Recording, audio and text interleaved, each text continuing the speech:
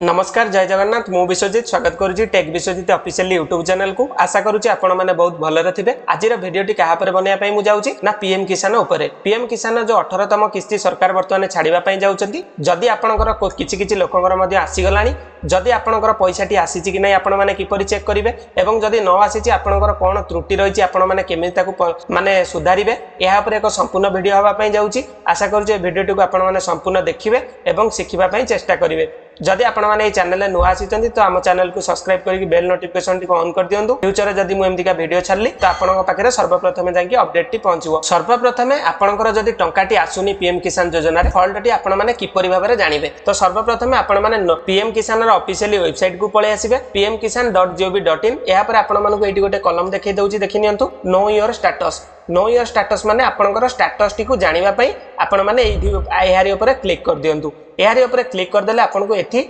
दीटा method दिया जाइछि know your registration number जानिबा पई। आपण जदि रजिस्ट्रेशन नंबर आपनकर जानिचंती तो एंटर रजिस्ट्रेशन नंबर आपनकर रजिस्ट्रेशन नंबर टी पकेइकी एठी कैप्चाटा फिलअप करिकि गेट ओटीपी देकी देखि परिबे। जदि आपण माने रजिस्ट्रेशन नंबर टी जानि नाथि तो किपरि भाबरे जानिबे मु आपन कहि दउछि। एठी जो लिखा आइछि नो योर रजिस्ट्रेशन नंबर ऊपर आमे वर्तमान पई क्लिक कर दबा। आपण माने क्लिक कर नियंतु। एठी आपन को दुईटा मेथड दिया जाइछि। गोटिया मेथड होछि प्रथमटी कोन ना मोबाइल नंबर एवं आधार नंबर। आपण रजिस्टर्ड मोबाइल नंबर देकी चेक करि परिबे, अन्यथा आधार नंबर देकी ओटीपी देकी चेक करि परिबे। मु एबे आधार नंबर देकी चेक टी करूछि। तो चलंतु मु आधार नंबर ऊपर क्लिक कर देली। आधार नंबर ऊपर क्लिक कर साला परे आपन को एठी बॉक्स टी ओपन हे जिवो एंटर आधार नंबर बोली। एठी एंटर आधार नंबर आपण मानकर बेनिफिशियरी रो जो व्यक्तिଙ୍କର पीएम किसान अछि तार आधार नंबर टी एठी दे दियंतु। तो चलंतु मु ए प्रोसेस टी करके आपन को देखाई दउची।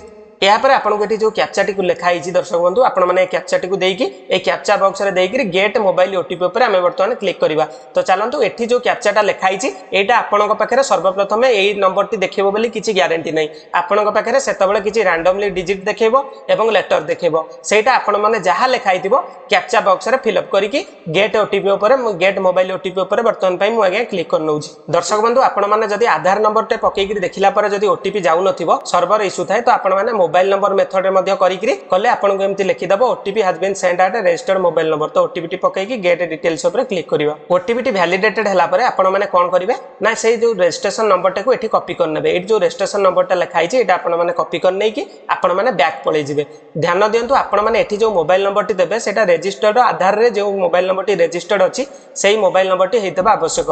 तो आपण माने तापर बैक पळे जिवे। बैक पळेला पर आपण माने पुनर्बार नो योर स्टेटस ऊपर को क्लिक कर नेबे। एहा पर आपण को रजिस्ट्रेशन नंबर जोटा कॉपी करके आपण माने आनिचंती सेटा को वर्तमान पई एंटर रजिस्ट्रेशन नंबर बॉक्स रे आमे माने फिल अप कर दबा।